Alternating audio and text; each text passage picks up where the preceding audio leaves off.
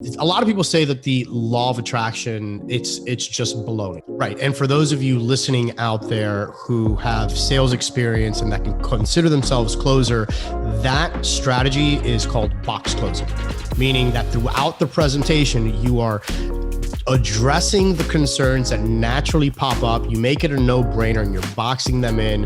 And the sales process for me is very climatic. Like I just enjoy. Whoever speaks first loses. Amen. Owning any type of restoration business is demanding of your time, your energy, and resources. And that's why we're here.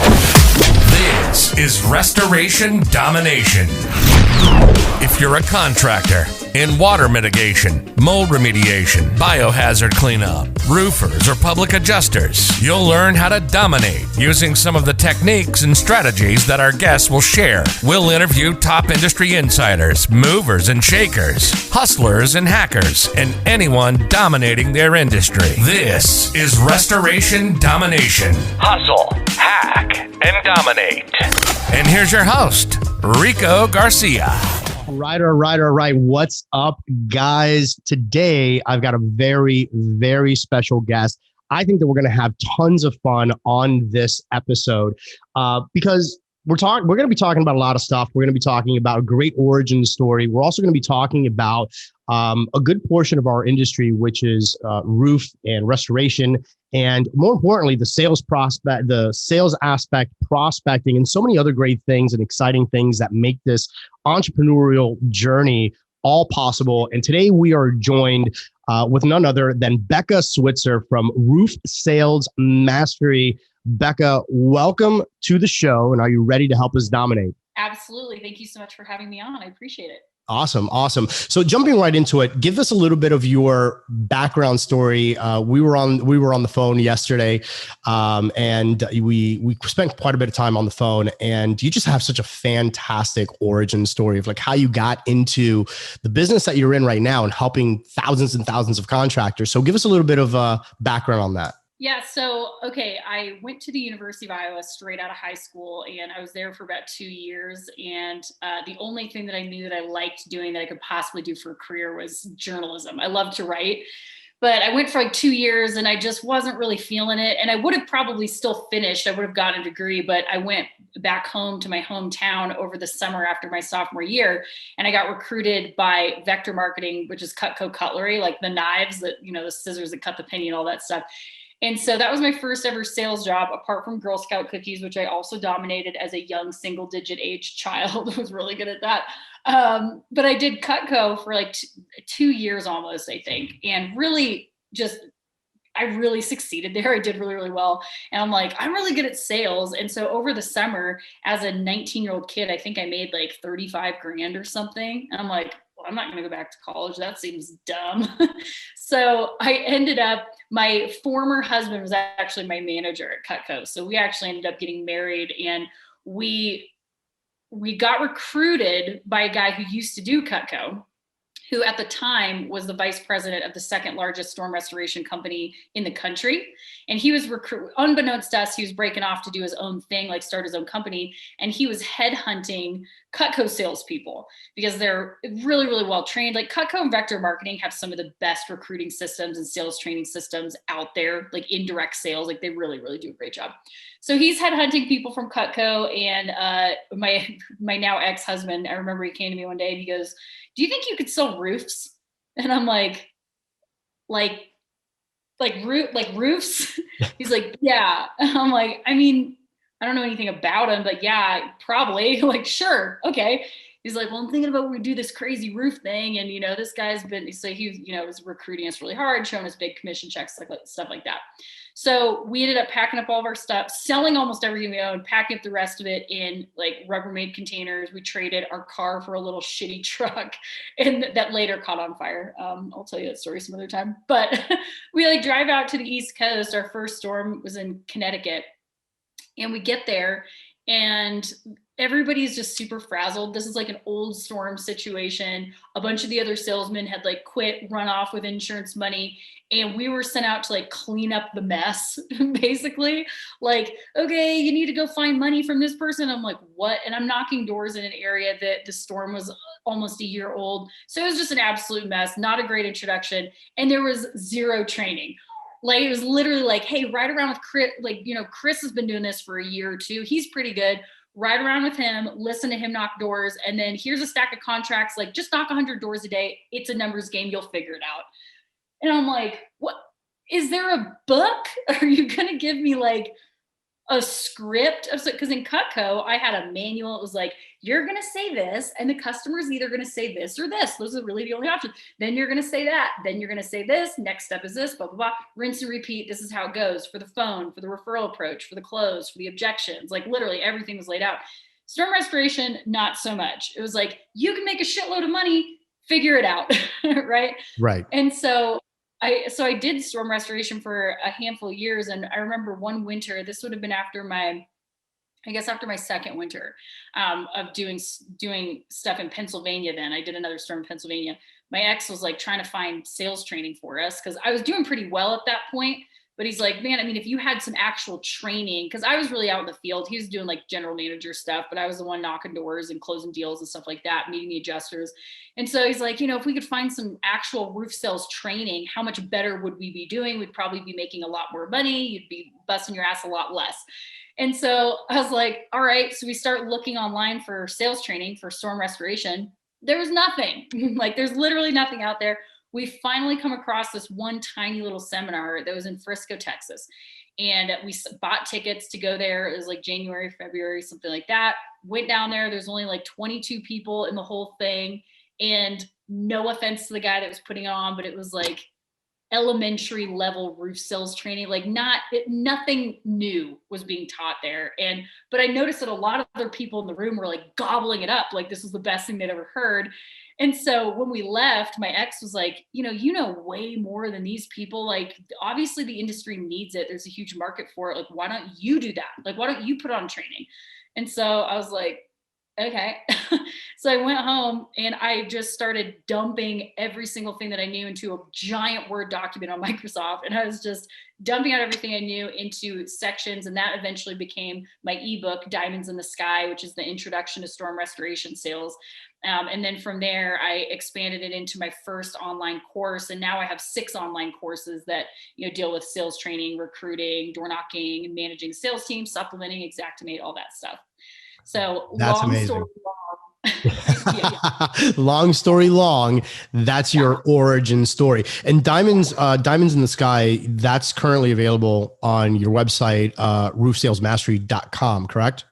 That's right. It's just an ebook. So just go to roofsalesmastery.com. If you scroll down, it'll just say Diamonds in the Sky, and you can download it right there as an instant PDF. So talk to me real quick about elementary. Let's start there. When you first went to this seminar, whatever it was, what was so elementary about it? And more importantly, what was that you noticed when you looked at the rest of the room that you were like, oh, wow, these people are blown away by this stuff, that I think is elementary.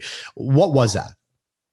I mean, little things, a lot of like technical stuff, like here's how the roof components go together. And hey, when you go to someone's house, don't put your ladder on the gutter on the front of the house because you might dent the gutter. And people are like, brilliant. And I'm like, what?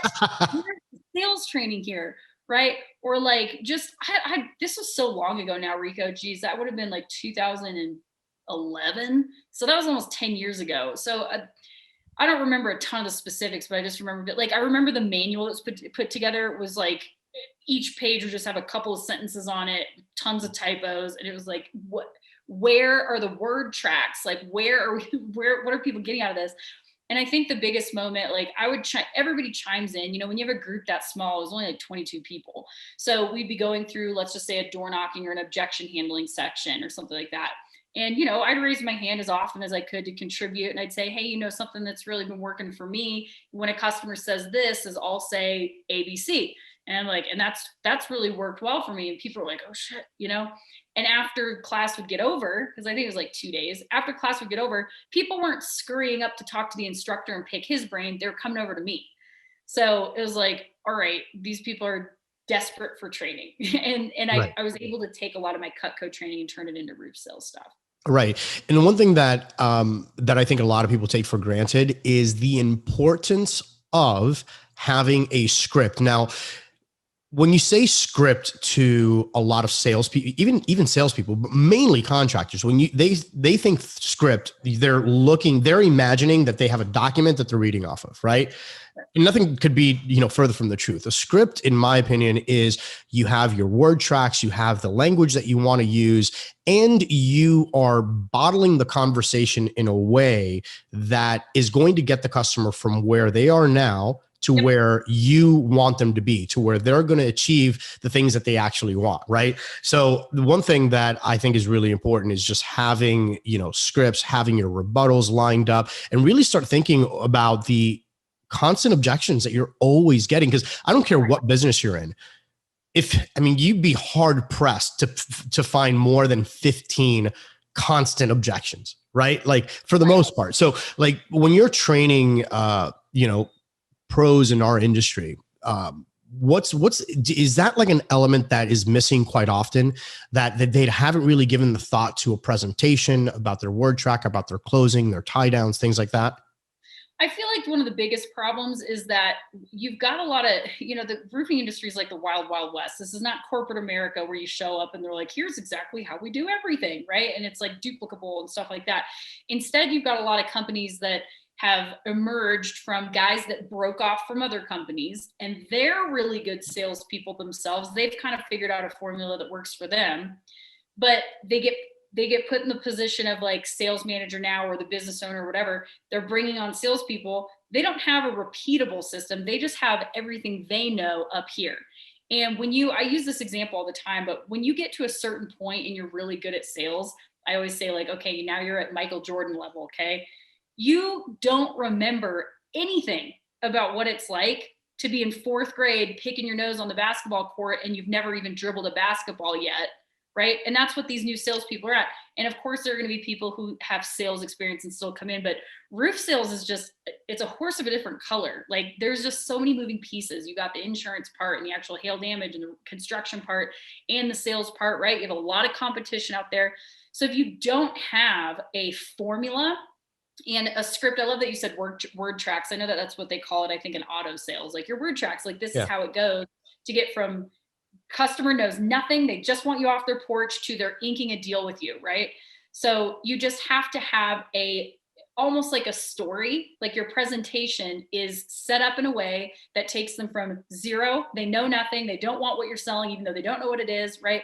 They have a billion objections. They're not interested. They don't think they have damage. They don't want their insurance rates to go up. Their uncle's a roofer, like whatever it is. They don't want to pay their deductible, whatever the objections are. And your sales presentation, a good one, will systematically and strategically throughout the presentation in an educational, laid back, conversational way, it's actually going to address all of those objections before they ever come up as an objection. So then when you get to the end, it's a no-brainer to sign the contract with you. That's what we're trying to do. Right. And for those of you listening out there who have sales experience and that can consider themselves closer, that strategy is called box closing, meaning that throughout the presentation, you are addressing the concerns that naturally pop up. You make it a no-brainer and you're boxing them in. And the sales process for me is very climatic. Like I just enjoy the power of words and how you can, again, if you don't use it for evil, right? But like how you can influence people to take sometimes the best steps for them, right? So one thing that I've never really understood about roof sales. So roof sales, car salesmen, real estate people, I'm probably going to upset a lot of people right now. A lot of people. You're selling a physical product. You're selling something that people can see, that they can touch.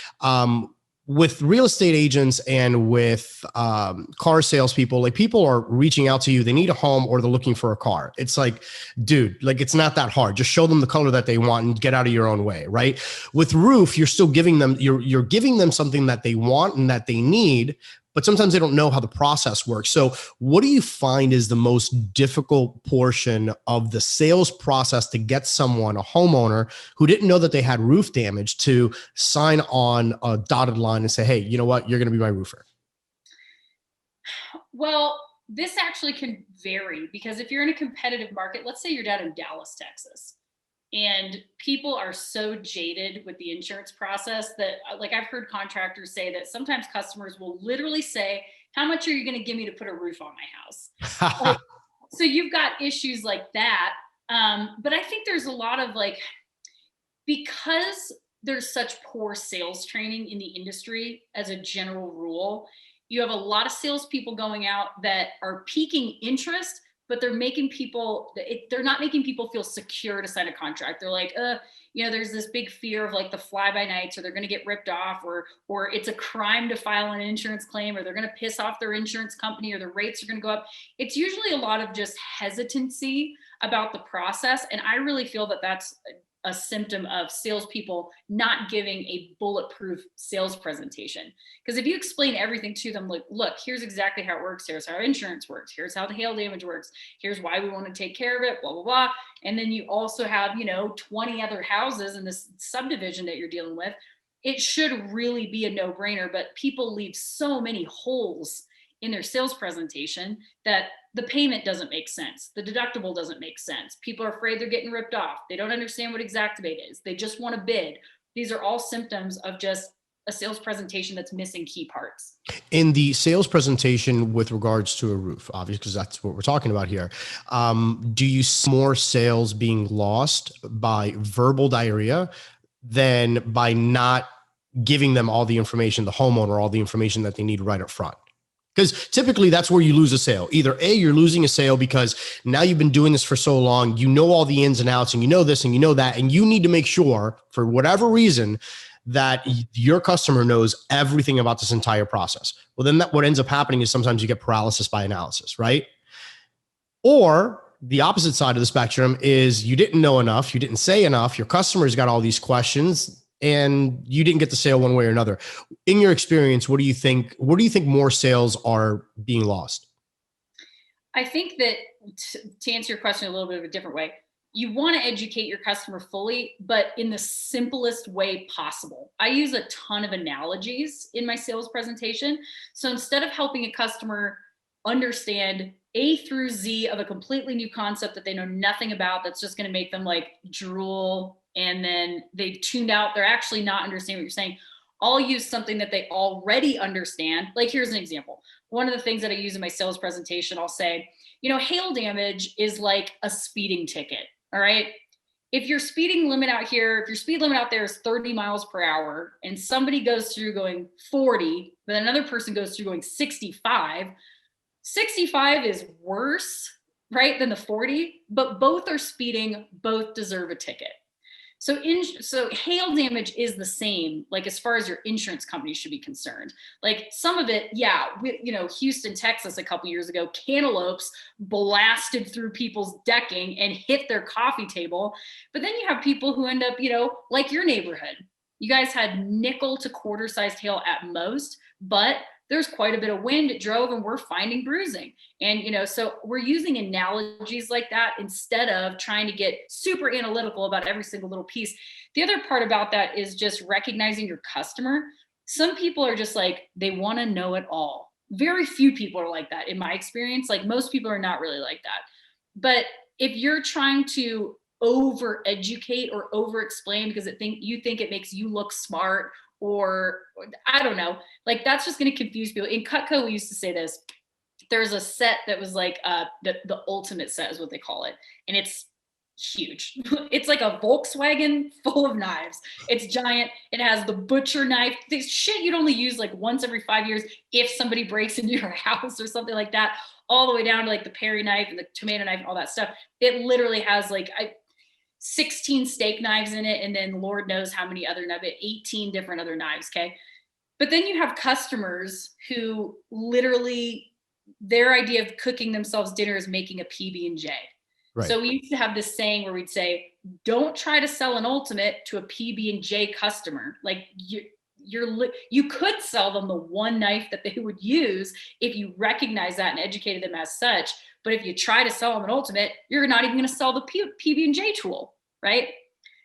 So I probably went off on a tangent there. No. That's exactly it. I mean, one of the things that I'm most fascinated with in life, I mean, is all about the psychology of the sale, right? Because there's so much to learn. And yes, you've got all of these word tracks and all of these scripts and rebuttals and, personal closes. For me, in my mind, it's always worked. I came from phone room. As a matter of fact, I think on the Sam, when you were talking to Sam, you guys were actually talking about if you've ever seen Boiler Room. And I started laughing. I was like, because that was like our once a week movie at the office. So like I was like second generation of like Stratton Oakmont from that Jordan Belfort type of deal, right? So we were on the phone and we were, sweating bullets and just making 700 calls a day, right? So, but I mean, the pass of selling is something that you're constantly sharpening and you're constantly trying to get better at it. And the reason why I asked you the previous question about where you find most deals get lost is I've seen time and time again, veteran salespeople that were doing really well. And they were like, man, you know what? I used to like kill it when I first started, like I was doing really well, but they didn't have an understanding of the business. Like they didn't know everything. And because they didn't know everything, what they were doing was they were knocking on that door with what I believe is part of the magic in selling, which is enthusiasm, right? With that enthusiasm to go ahead and get in front of the prospect, get in front of, get that sale. And they were just full of like piss and vinegar, right? Then as time goes on, what ends up happening is that they start learning more about the business and the intricacies of what works. And now all of a sudden they feel that that's a selling point that they need to express. And all of a sudden you start seeing these sales numbers just really drop dramatically. And again, I'm sure you've told tons of people this, getting back to basics, keeping it simple, like always go back to your basics, and trying to develop that salesman, that closer ear to say, okay, who is it that I'm actually speaking to? Is this a person that I need to go ahead and give them data? Is this a person that I just need to go ahead and just give them that transfer of energy? Like, who is it that I am pitching on this particular deal that's going to make it happen? So in your training, like how do you make this as simple as possible for new recruits and, people that are getting into the business? So as a brand new person, we're really just teaching them to just follow the program first, right? Like just follow the presentation. We're not trying to like overload them with, well, this customer might be like this and this customer might be like that. But I feel like teaching people the broad concept, like I have a couple of videos out there. I think one of them is called like, don't be a roof sales robot. But then the other one is like, just remember to be a human being. Like, don't have your sales hat on so hard and tight that you're forgetting to pick up on cues. Like, did the person kind of lean back when you started talking about pricing? Did they start to get weird when you talked about the deductible? Did they get excited when you started talking about, we're siding, blah, blah, blah. So like, you need to pay attention to these little things because remember, like if you're just being salesperson, you're not being open and flexible to picking up on what this customer is really responding or reacting negatively to. And those are the little parts, like something that I remember doing a lot when I'd be at the kitchen table is let's just say the sales presentation is 20 minutes long. Okay. And there's all these sections that normally as a brand new person, you're like, well, you're just going to go through all of that. And you still are, but you're going to go through it equally and blah, blah, blah. I would get to a point where I'd recognize in a customer, like, okay, the thing that they care about most is X. So then that part of the presentation, I really just hammer that. And as soon as I saw it clicked in their head, okay, that fear is squashed, this is going to be good, I would kind of just almost skim over the rest of it because they don't give a shit about the rest. Right. They just wanted to know they weren't going to be on the hook for anything if it didn't get approved. They just wanted to know that they're going to be able to pick out the roof color, or that their rose garden's not going to get smashed, or their rates aren't going to go up. So that you can't teach that to somebody. I can't. I don't know how to. You can give them cues like, hey, if somebody gets tense or kind of furrows their brow or they lean back or something like that, or they get excited or they start asking more questions, that's good. You have to just be a good human being to learn that. But if you do that, that's going to tremendously help your sales. Right. Like picking up on the physical cues. And, something else that I think is really interesting. A lot of people get so caught up in their presentation that sometimes they get lost in the presentation, especially like newer guys. It doesn't matter what product or service you're selling, right? they're like, oh my God, where was I in the presentation? Like I always say, very simple. If you ever get lost, if you're not sure like how that person is reacting, the best way to measure how this is going is just take a step back and be like, fair enough. This is the deal. Do you want to take it? Yes or no? Like ask for the order, ask for the ticket, like right there, real nice, soft close, ask for the ticket.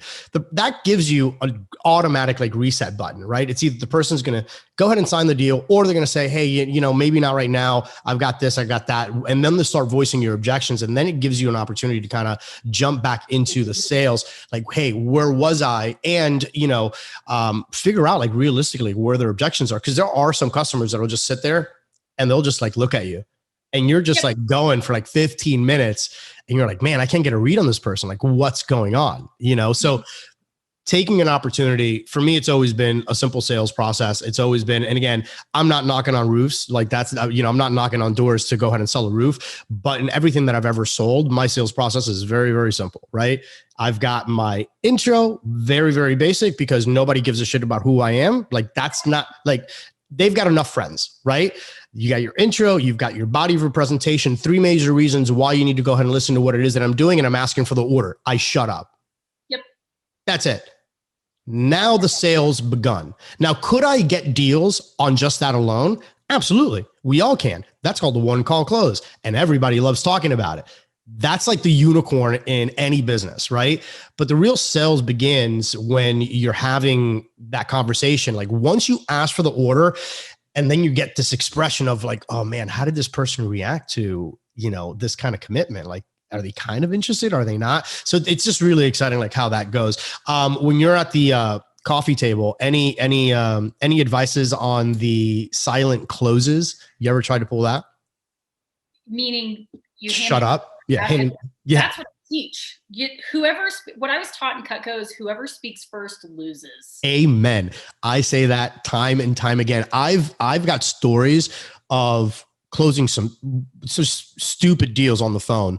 And mind you, like here's why I really like phone sales. And this is why I consider this to be like the apex of selling. And I'm not talking about like magazine subscriptions. Like that's not what we were doing. We were selling $10,000 million investment positions, highly, highly speculative where, hey, dude, like, yeah, send me $1 million. I'm this confident you might lose it in 30 days. Yeah. Like that kind of stuff. Right. And you had to make that sound good. So like I've had people on the phone for 10 minutes on a silent close. Ask for the order, shut up. 10 minutes. And you hear them over there like breathing. They're like, oh my God.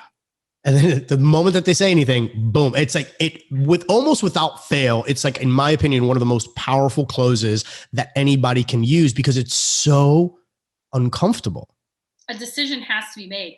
And when you just wait, like the thing that I think people lose it is they just get uncomfortable. They get too uncomfortable. But you have to remember, like the other person is equally as uncomfortable. So you really have to just, and this takes practice and true confidence. Like it's another thing you can't really teach. Like I was taught fake it till you make it. Like this part's going to be hard for you when you're new. But when you ask, it's just like, you're just confident. Like I've given you all the information. Everybody says yes, take your time, but let me know when you want to sign this. I'm going to be sitting here quietly, just picking my nails and like waiting.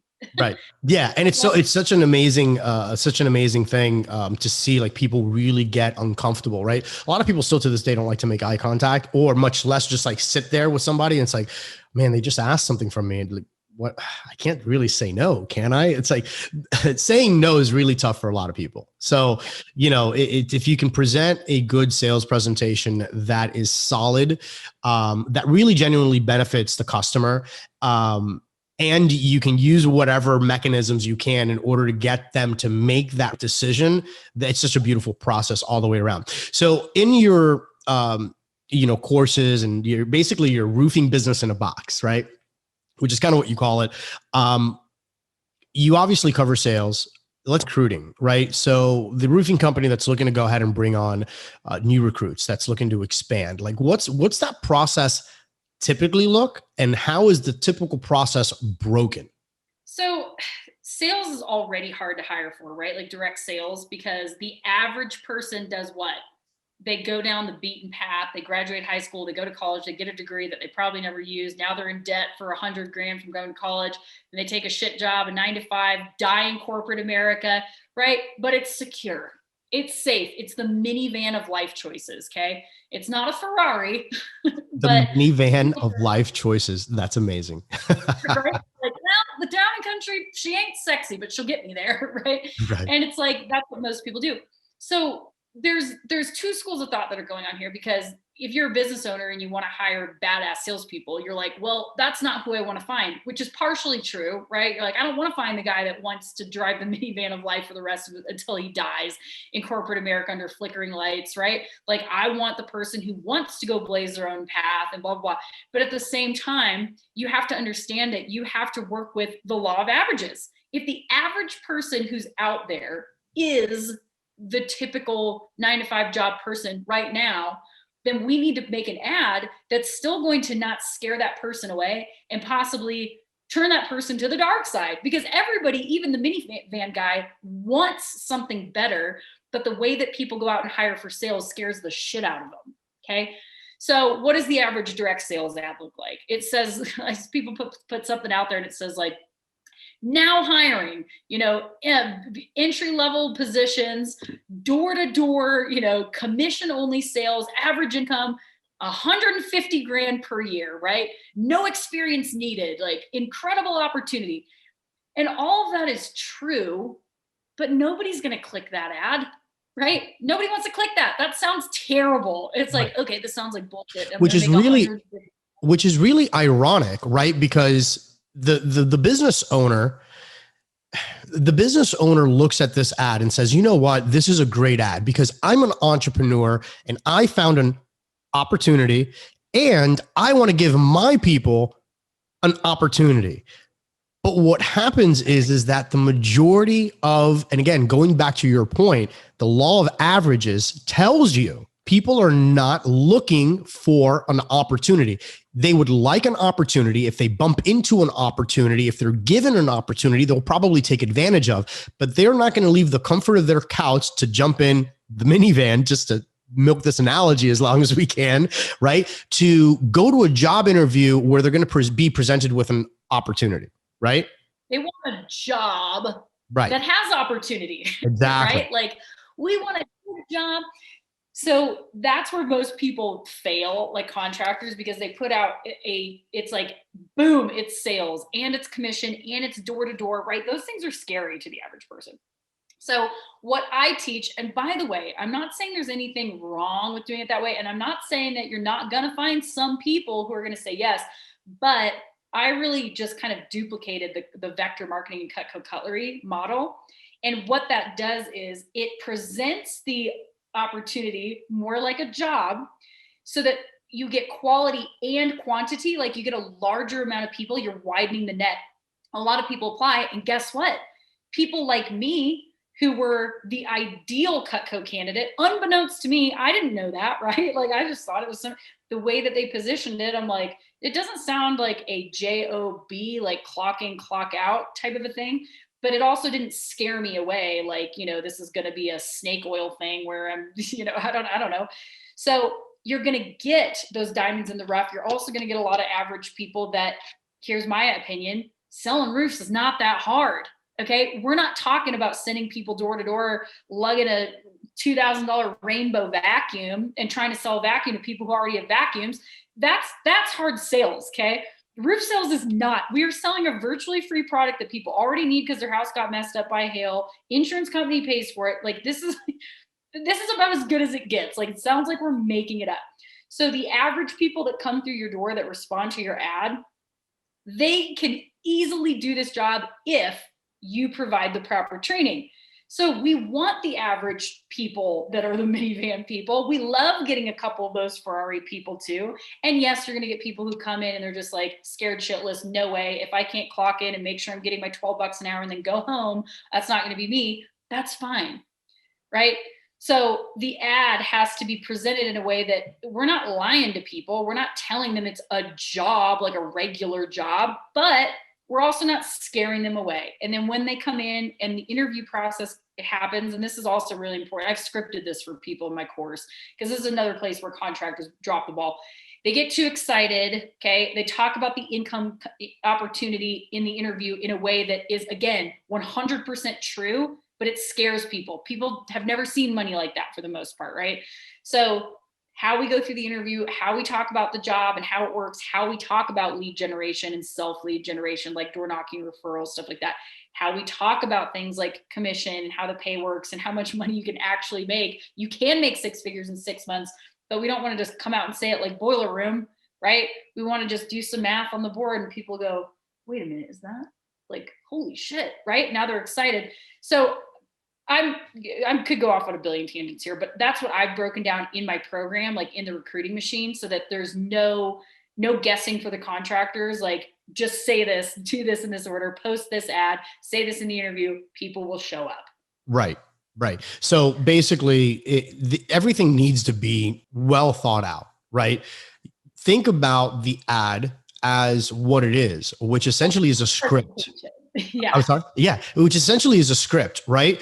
And that script needs to, again, make the prospect, because that's really what you're doing. You're prospecting for an employee. You're prospecting for a team member, right? So it needs to make them feel comfortable with what the move that they're about to make. So, and I've seen tons of ads, like all of us have seen that, right? Like, hey, like door to door, like, or, on the phone, or, work your own hours, make $1 million a year, no experience necessary. And you're like, okay, what are they, when I show up there, what are they going to sell me? What kind of program are they going to try to sell me on? Like you haven't even shown up yet and you're already jaded. How many whitening toothpaste do I have to send to my old high school friends to make that kind of money? Right, exactly. So, but now you're taking it a step further and we're like, okay, great. So now you got somebody to call your office, say, hey, look, I saw your ad. I think your company is interesting. I'm scheduling the appointment. They walk in, you're taking it a step further and you're like, okay, great. Now you got the butt in the seat, but don't get too carried away. Break this down in a way that makes sense for both you, the business owner, and that potential employee. So would you, how, besides the scripts, and I know that you have the scripts and everything else, but when we're talking about demeanor, right? When we're talking about a degree of excitement, what we've noticed in a lot of boardrooms and sales rooms and, hiring manager, it's all rah, rah, rah, rah, rah. You can do this, you can do that. You can be the person who changes the family legacy, like all of this good stuff. Is that a good tactic, or should that be a tactic that people should move away from, or do they have to play that by ear? That should be that energy is great for sales meetings. I think I wouldn't do it in the interview. The interview needs think about it again. I'm glad that you likened this. You compared this to like an actual sales presentation with a customer, because that's really exactly what it is. Like, let's put it in this context. If you're the salesperson, you sit down at the kitchen table with Mr. and Mrs. Jones, and you're like, you guys can get a free roof and it's basically for free and blah, blah, blah, blah. People are like, yeah, right. Okay. Right. So the same thing's gonna be true at the interview. If you're like, you're gonna be a millionaire and blah, blah, blah, like you can make I made $25,000 this week. Here's my check. People are just like, right. Just exit stage left. Absolutely right. I can't like get out of there fast enough. So it really needs to be, that's why I even mentioned, and there's just so many parts to this, but you really need to just be like, calm, matter of fact, like this is just a job, nothing to see here, folks. But the way that you're giving the information that you're giving, it's not in the energy that you're delivering it. But like, for example, the income opportunity. We don't want to come right out and say, you could make 6 figures in 6 months, because that sounds like bullshit. However, if we tell somebody, look, the average, and we have it on the market board, we're writing these numbers down during the interview, and we're like, the average job is about 10 grand, and the average commission on that job is about $1,000. So, most of our salespeople do this many appointments in a week. That means they get about 2 deals a week, and then they do the math, and they're like, holy shit, right? They're like taking that, and they're like, how many? So they're doing the math kind of on their own, and we're giving them facts. But then they're like, oh, that's what? So that's $2,000 a week. That's $8,000 a month. That's like, holy shit. That's the average person, right? So we want to give them numbers that help them kind of connect the dots in their head on their own. And I get feedback all the time from my clients. They'll say like, Becca, when I get to that part in your script, people like sit up, they like sit up in their chair and they start taking notes real fast because it's clicking, right? But if you're out there rah, rah, rah, rah, rah, they're like, right. And there's also like a big psychological component to that as well, which a lot of people miss out on, is if you're just feeding people information, it's easy to get tuned out really, really quick. However, we all love to figure stuff out for ourselves. Right. So really what you can do, if you can go ahead and present them with this, connect the dots type of scenario, you're like, yeah, kind of, hey, this is what it is. This is what it is. If you can do this, this is more or less what the average should come out to be. People are like sitting there and they're taking their notes and like, oh, wow, wait. So what if I'm not average? What if I'm better than average? What if I just put in a couple of more weekends? Like what's possible? All of a sudden their mind just starts, it almost kind of lets them step into the role that you want them to be in anyways.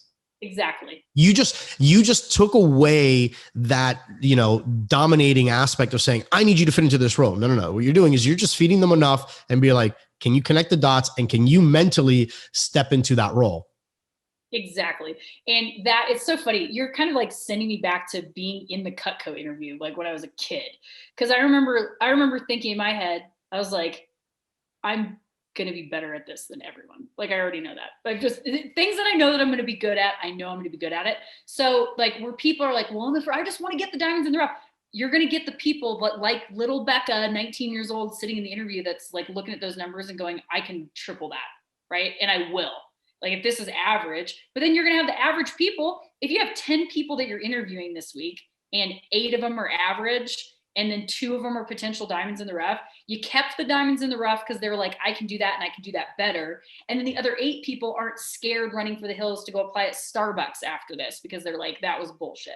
So it's just a great method. Again, I can't even take total credit for that. It was just, I learned everything that I know from that process from Cutco and vector marketing. Like that's how they did it. It was just so good. Yeah. But what you have to take credit for is identifying a proven system and saying this system, this universal principle. I live off universal principles. I think like once you learn one thing well, there's a lot of different things that you can do pretty damn good because you kind of mastered this one thing. So being able to identify something of value and saying, how can I apply this to my existing business? Let's take this podcast, for example, Restoration Domination.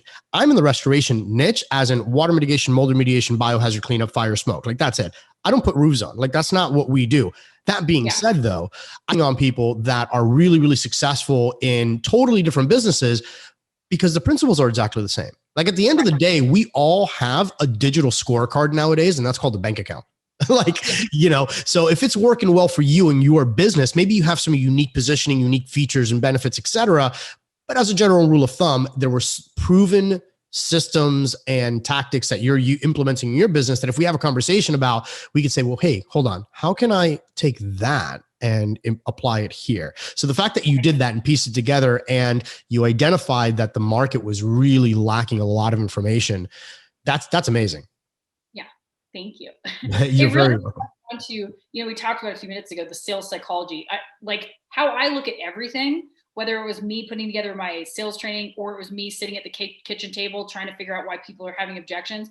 It was just me asking over and over and over, how do people feel when somebody says this, does this, right? And so I was like, So it's really just like self-awareness, understanding people's psychology, like, oh, well, when you say this, it probably sounds like horse shit, right? Or like, if you say this, it probably sounds too good to be true. Or if you say this, it probably makes people feel like, well, I don't know if I could do it. So it's just hearing everything coming out of someone's mouth and then going, all right, how does that probably make somebody feel? And then reverse engineering something that works to prevent that issue. Right. So now moving forward, so now we've talked about your origin story. We talked about, hiring salespeople, the actual selling aspect and everything else. Now let's talk about, okay, cool. So there's this whole other element to the roofing side of the business, right? Which is, are they getting paid what they're supposed to be getting paid? Right. Which is the whole supplementals and, all of that good stuff. Right. So what do you do for your students and, the people that you've helped in the industry on that portion of the business? So supplementing was like the thing that when I had a fire in my belly to start Roof Sales Mastery, that was like the first thing that I'm like, I need to teach people this, because I realized I had truly found a unique way to dramatically increase my profits on every single job through this thing called supplementing. And so what I taught people was, well, I'll start from the beginning. What I was noticing was I would go to the office, and this was when I was a brand new green roof salesman. I didn't know anything. And I'd be in there, working on my Xactimate estimates and stuff like that to prepare for my adjuster meetings. And there'd always be, 2, 3, 4 other contractors in there, other salespeople who've been doing this a lot longer than me. And they'd be arguing on the phone with State Farm and Allstate and blah, blah, blah about Ridge and Starter, overhead and profit, flashings, yada, yada. So of course I'm like listening. I'm trying to learn as much as I can because I don't know anything about this business yet. And I was like, what are you guys doing? And somebody was, I can't even remember who it was now, but one of the sales guys that was in there is like, well, this is what we call supplementing. And that's basically when, the insurance company pays for A, B, C, D, E, F, G, but they owe, all these other things that they don't pay for. And I'm like, okay, well, it sounds like you guys are asking for the same things over and over. Like, what is overhead and profit? Why don't they pay for ice and water shield? Like, what are these things? And they give me these answers. And I'm like, all right, but are you ever getting them approved? Because it sounds like you're having the same arguments every time. And they're like, well, yeah, sometimes we get it, but a lot of the time we don't. But it's the principle of the matter, like they owe it and blah, blah, blah. And I'm like, all right, well, there's got to be a better way to do this. So I had to teach myself Xactimate, and I knew how to make like a basic estimate, but I'm like, all right, well, if this is stuff that's in Xactimate that they're not paying for, that must mean there's a shitload of other stuff in Xactimate that I could probably get creative with. So what I started doing was I would just look up words. I would just literally look up keywords for stuff and see what existed in the library of Xactimate. And I would read the descriptions and I'm like, that would fit on this job, right? Things like ladder jacks for gutters, or a generator, or like general cleanup hours. These are things that you just never see on an adjuster's estimate. But I learned that if all these contractors are constantly asking for the same handful of things over and over and over and over and over again, and the adjusters are clearly trained on what to say, like if you ask for O&P, what do they say? Well, it's not enough trades. And then if you have 4 trades or 10 trades, they're like, well, it's not complex enough in nature. That's a catch-22 that they know you can't beat, so they just repeat it over and over. If you ask for ice and water shield, they say, well, we don't owe for code upgrades. If you ask for Ridge and Starter, they say, well, that's included in the waste. So they have all these canned objections for those things. So my approach was like, all right, well, I'm just going to start asking for kind of obscure items that are in Xactimate, that are totally legitimate, that I can validate on my jobs that nobody seems to be asking for. So I just started like throwing shit at the wall. And I remember so clearly sitting at my computer, just like giggling to myself, because I was sending off these massive supplements. Like I took my average job size, my average jobs were like 10 grand. And I was getting them up to like $20,000, $22,000, $23,000. And my manager finally one day, he was like, what are you doing? And I'm like, I'm supplementing. And he goes, yeah, but your commissions are like, your jobs are like 50, 60, 70% profit sometimes. Like what are you doing? And I'm like, well, I'm just like playing around in Xactimate, and they're paying for it. Cause I noticed the adjusters aren't trained. Like if I give them a random line item that's totally legit and valid, but they don't have a word track for that, they're like, oh, well, I mean, okay, I guess that's valid, right? Cause I'm not asking for the same dumb stuff. So he was like, can you teach everyone how to do that? And everybody that was in my office is like, show me. So that was part of the thing that I realized. I'm like, wow, people don't know how to do this. And I'm a nobody who's figuring this out. Like the industry probably doesn't know this either. So I got very excited to teach people that, because it's like, look, I was a salesperson doing 100 to 125 deals a year myself. And if I took that and I added just 2,500, I mean, you take 100 deals times $2,500, and that's a small supplement. Like for me, if I'm not getting $2,500, I'm like sucking. But that's $250,000 in profit just in supplements for a single salesperson. And really, my average supplement was probably more like 4,500. So I was able to get fewer jobs, knock fewer doors, work fewer hours, and just sit there in my sweatpants on the computer and be like, do for 25 to 45 minutes. And then they're like, here's more money. So that's what I teach people now. I just have a system for it, and it's what to add, how to ask for it, and then how to handle adjusters' objections. And I always tell people, I can't teach you how to get every single line item from every single insurance company on every single claim with every single adjuster. That's just not a real thing. But what I can teach you to do is across the board, average an extra $2,500 to $4,500 if you just follow this system. So it's one of my favorite parts. It's my pride and joy. My life's best work is putting together that training. Yeah, well, it certainly sounds like amazing. And also it's so funny because as you're explaining how you came across this, for some reason, Tim Ferriss came to mind. Have you read the 4-Hour Work Week? Okay. Right. Exactly. Yeah. So his book, for those of you that haven't read it, definitely go ahead and check it out. It's a fantastic book. It'll definitely change the way that you look at business. But in his book, he, I think, what was it? Was it like a sumo competition? Was it a sumo competition with some kind of martial art competition that he won because he was able to identify something in the rule book that nobody was taking advantage of?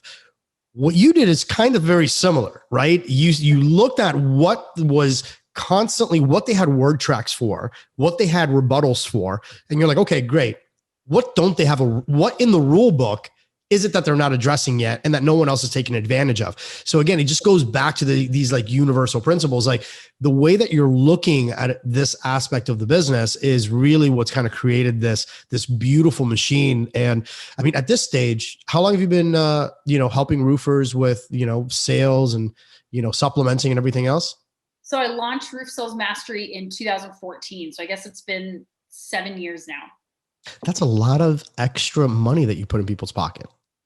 So much. My assistant, sometimes he's like, do you realize like how much money you've made people? He's like, probably in the billions. Like if you look at how many clients you have, how many claims they do each year for the last 7 years and how much money you've added, like that, maybe it's not billions, but it's probably like hundreds of billions. But let's just say that it's billions because it just sounds good, right? Yeah, right. But for sure, I mean, it's because you look at shit. If I have 1,500 clients who are each doing 300, I've got clients who do $30 million a year, some of them. So let's say they're doing anywhere from 300 to 2,000 jobs a year. You average that out and take that times 4,000 extra dollars that the average person's probably getting in supplement. I mean, that's just, I can't even do the math on it, but that's a lot of money and it's fun. It's exciting. Right. Like we're in business to make money. So the thing about supplements, like to me was you already have these deals sitting there. They're here in your hands. You don't need to go out, knock a door, set up an appointment, do the inspection, hope there's hail, do the presentation, hope they sign, wait for the adjuster meeting, hope it gets approved. That whole freaking process, you can just get on the computer, type out your supplement, send it off to Nationwide, wait for them to respond, get it approved, and boom, you doubled your commission. Why doesn't everybody want to do that? Right. Right. And I guess that's like, so here's an interesting question. Out of, obviously the people that have taken your course is totally different, but like, there's still a lot of people who haven't taken your course. There's still a lot of people that they just think that they have it figured out. So like when you have these conversations, and I'm sure that you've had these conversations with roofing companies that are just like, hey, I know everything that I need to know. Like, what's your thought process at that point? Like when you're having these conversations and you're like, guys, it's a proven system. So here's what I always say. I'm like, even if you are really, really good at this, you're in the top 1%, right, of people who do supplementing. Do you believe in your heart of hearts that it is possible that there's even one small thing that either you're not getting the objection handled as many times as you could 100% of the time, or there's even one line item in Xactimate that you just didn't know was there that could add even just $250 to your average claim size? Almost everybody says yes, of course. Like if you say no, you must be the most arrogant person on the planet. So it's like, in the roofing business, are you kidding? No, we don't have any of those, right? How dare they? So let's just do the math. It's like, okay. And then I ask them, how many jobs do you do per year? And let's just say somebody does 200 deals. They're a small company. They only do $2 million a year. Okay. All right. We'll take $250 times that.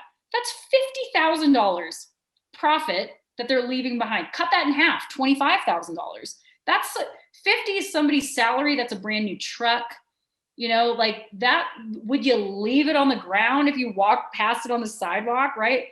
So you just have to be open-minded. Like there's always something that you can do a little bit better. Right. So there's no such thing as somebody that knows it all. I don't know it all. I'll do sales calls with people and they're like, somebody who doesn't think they know very much, they're like, well, this is something I've been doing for HVAC and I've been getting it, I don't know, probably 60% of the time. And I'm like, dang, that's smart. I've never even thought about that. I'm like, that's great. So you have to just be humble and open-minded. Like, what else can I know? It's infinite, right? So yeah, I mean, nobody has a monopoly on good ideas. It's impossible. I don't care how long you've been in any aspect of any business. Like there's always going to be something new, something you missed, something that you forgot. A lot of times it's like stuff that you used to do that worked out really well. And then you got sidetracked because, what do they call it? Shiny, new shiny object. Yeah, the little shiny thing, the squirrel, you're like, wait, what's going on? Right. So it's like, you always have those different dynamics that play out, which is really amazing. So for the roofer that wants to get, this, package, your training, they're like, okay, cool. This is like absolutely amazing. I need to implement this in my business. Like, how would they go about that? And how do you have it broken up? Is it like online courses? Is it, live Zoom calls? Like, how do you break it up for people?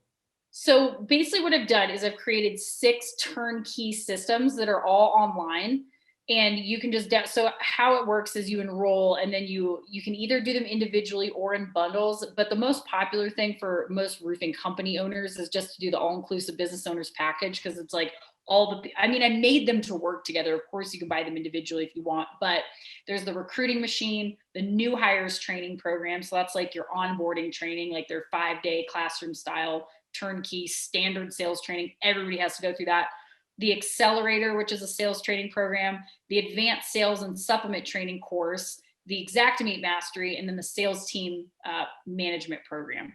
So all those 6 programs work together like they're a well-oiled machine.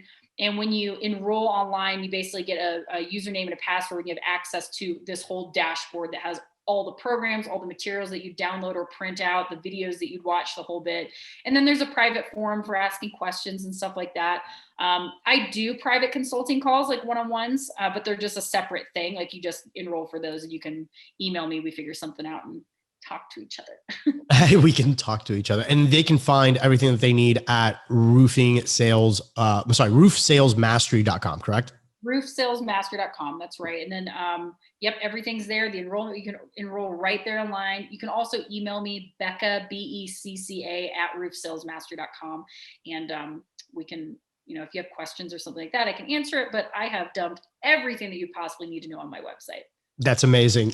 So before we run books, I always mention books, talk about books. I'm always interested in see what people are currently reading now, or even if it's an old book, like what do you recommend for everybody that needs to read this one thing? If you could only give them one thing to read, what would that be? Gosh, the first thing that comes to mind, my gut reaction, is a book called The Game of Life and How to Play It by Florence Scovel Shinn. And it's kind of more like a new age sort of book about like positive expectation, like manifestation and law of attraction. Okay. But I've really applied that to my whole life, just really manifesting things in my life, like speaking it into existence and visualizing things that I want to have happen. And that's not like a sales book or a business book, but it really applies to every area of life. Like I really live my life that way. Positive affirmations and expectation and just asking you shall receive type of a thing. If you want more of a business book, I'm so glad you said The 4-Hour Work Week by Tim Ferriss. If you haven't read that, you really need to. Another good book would be The E-Myth. And business owners are really going to love that. I can't remember who wrote that right now, but it's basically about like the franchise effect, which is something I talk a lot about with roofing contractors, like how to make your business run like a franchise. Like everything needs to be systematic, duplicatable. It needs to run like a McDonald's. So that's a great book to look up as well. That's amazing. Cool. So the game of life, right? And E-Myth. Yeah. Those would be like your top recommendations.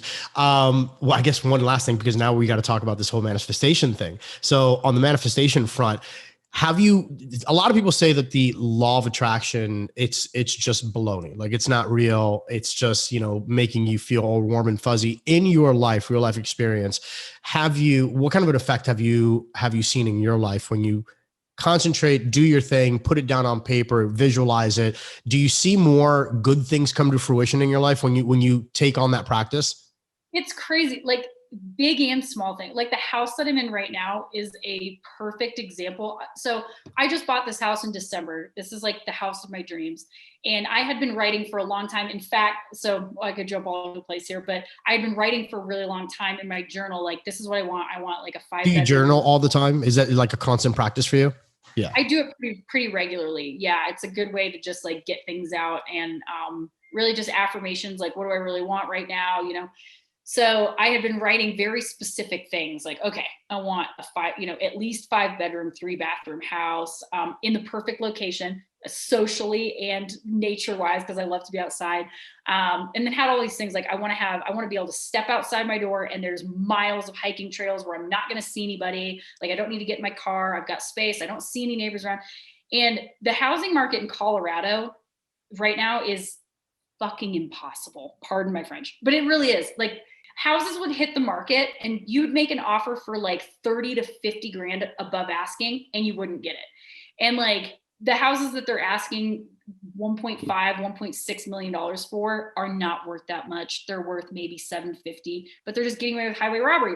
So I was like, well, the right house is going to come to me. And that's another thing I would just journal. I'm like, the perfect house is going to present itself to me. Like it's already mine. Like I don't need to stress about this one got off the market and this one got off the market. So I just sort of threw it out there.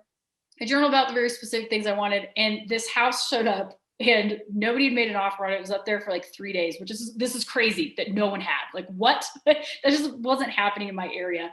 And I made an offer. I was actually speaking at RoofCon in Houston at the time. And I called my realtor. I was like, I don't even need to see it. Put an offer on it. Like, I know that's the house. I can just tell. I know that it is. You just knew. You felt it. I knew it. And I was like, all right. And the same thing happened with the previous house that I bought. I bought it sight unseen. The first time I saw it, I walked through the door with my shit to move in. But he's like, all right. So I pulled the trigger. I got a contract signed while I was there in Houston. And the house ended up being even more incredible than I possibly could imagine. It has every single thing, all the windows, like everything that I asked for, I got. And then another thing, so I'm a huge feather collector. I just like find them all the time. Here's one that I found the other day. But I had been collecting tons of feathers. And out here, there's this bird called a magpie. And a magpie is like a crow in a tuxedo, basically. Okay. They're very beautiful. They're super beautiful. And I was just like playing with this because I just felt like so many synchronicities were happening. I was like just asking for things and they would just show up. Like one of the things in the book, The Game of Life, she's like, just start saying checks show up in the mail to you. Like money just comes to the mail. That one was hard for me because I was like, why would spontaneously random checks be showing up in the mail for like, who's going to send me checks for no reason? Like that was hard, but I just let go of my resistance to it. And I'm like, fine. I swear to God, the very next day, or maybe it was like 2 days later, I got a check from an affiliate partner that isn't really even a partner. We don't have any formal agreement. I just every now and again throw a post out there, $1,000 from this person. And then Gap sent me like $200 for no reason. I was like, what is going on? So back to the feather thing. I was like, I have all these cool feathers that I've been collecting, all different colors, red ones, blue ones. And I'm like, I would love to have a magpie feather. Like they're the most beautiful bird. They're black and white and turquoise. And I just could never find one. So I was like, dear universe, like I want some magpie. I want a magpie feather. Like, thank you in advance. And a few days later, I shit you not, I took my dogs out for a walk. I was out in Silverthorne, Colorado. I was going to go snowmobiling later that day. And I was walking. And as I'm walking, there is piles of magpie feathers, like probably a 20-foot stretch of just magpie feathers. I don't know who killed this bird, didn't see a body. There were just magpie feathers all over. I still have them. I have a whole like a Ziploc gallon bag filled with them. There's probably 30 or 40 feathers in there. That's amazing. So it's just like stuff like that. Right. Yeah. You ask for one and you get like a whole bunch of feathers, right? So for those of you listening, you're not going to be, yeah, exactly. So for those of you listening, you're obviously not going to be able to see, but if you're watching this on video, do you see that box that's on my bookshelf? So this, I have this little box here. Yeah. I don't know if you can see. So that's my manifestation box. It's the weirdest thing ever. I've never actually spoken about about that box. So it's funny. This is like a world premiere. Everybody just thinks that it's decorative. It's not. This is what I call my manifestation box. And I got this idea from a book that I read, which is Ask and It Is Given.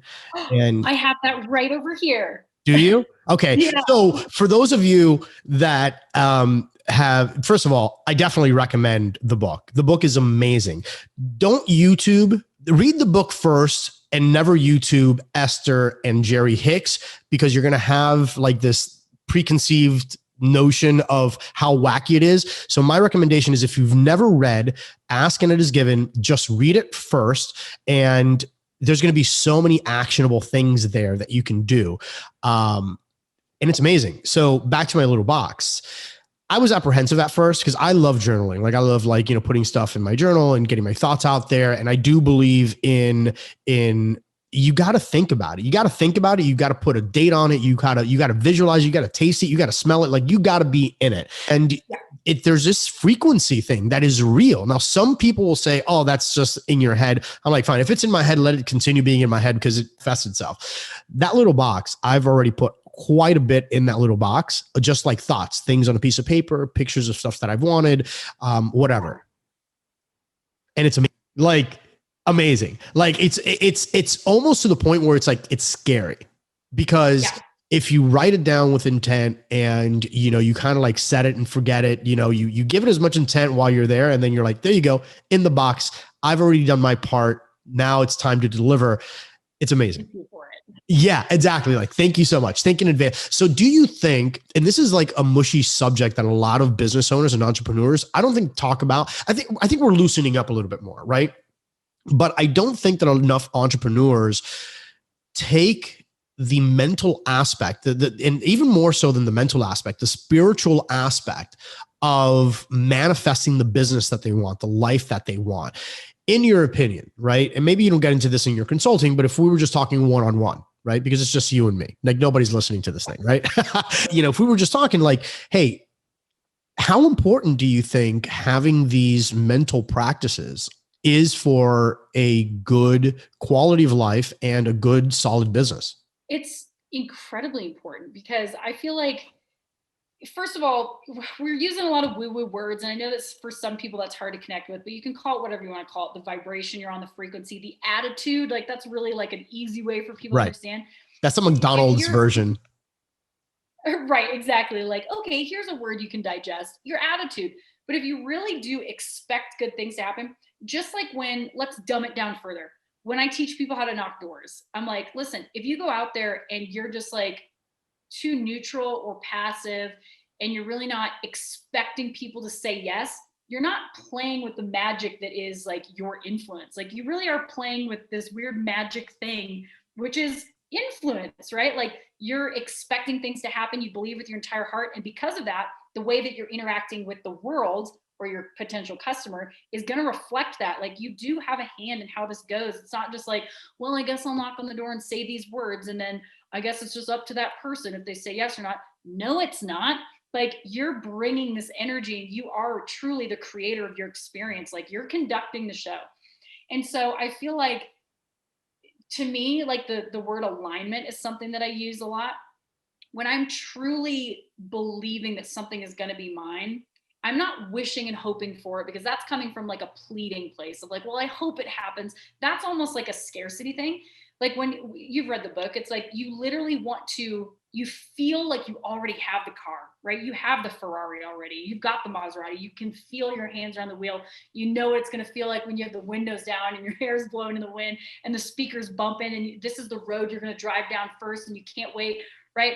So like when I'm thinking about something that I desire, I literally feel in my gut the feeling of like, oh, it's happening. Like it's already happening. Like I'm so excited. Like I can't wait for Christmas Day because I know that Christmas Day is coming, like that little kid feeling, instead of, I'd really love for it to be Christmas, but I don't know like if it's going to come this year. It's like, I can't wait for Christmas because I know this is going to be under the tree. Like that's the energy that you bring to your life. And then, but you don't put stress on it. You don't worry about it. You don't hold it really, really tight. You're just like, I can't wait for this to happen. I'm so excited that it's coming.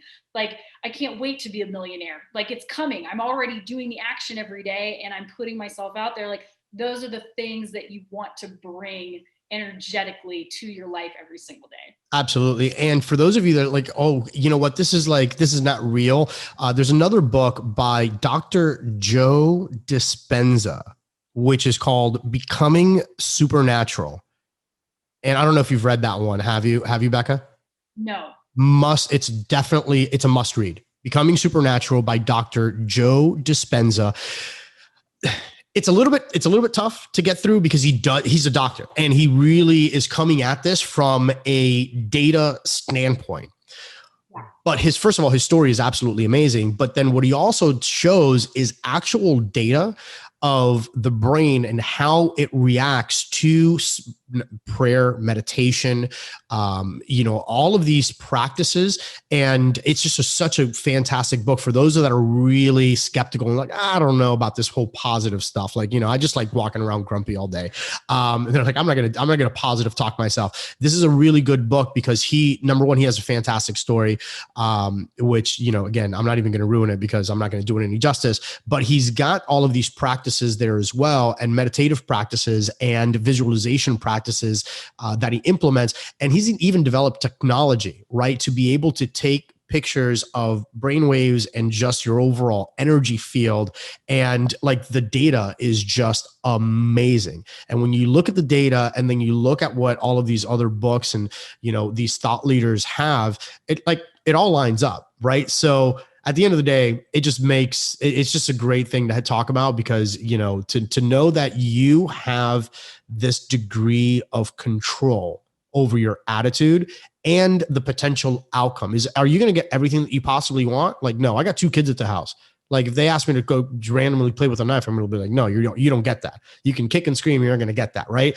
But for the most part, like if you go in with a certain degree of expectancy, like it makes you feel better. Like if you expect to be successful that day, there's a good likelihood that you're probably going to be successful. If you expect to be, all manic depressive that day, well, guess what? You probably aren't going to feel good. So the state of mind in which you enter the day and how you enter your week and your month and the goals that you're putting out for yourself and to say, you know what, it's possible. I think that that's just great.